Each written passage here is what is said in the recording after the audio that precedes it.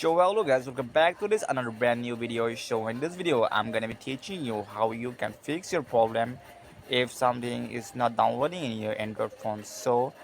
At first what you have to do, so guys, before starting in this video I want to say you one thing, that if you are new in this channel then please hit the subscribe buttons and like in all the videos.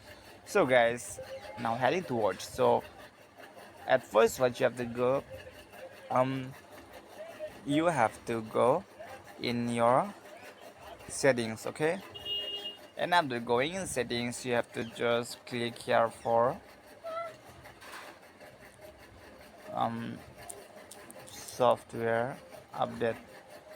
So guys, if your software version is updated then it's totally gonna be fine.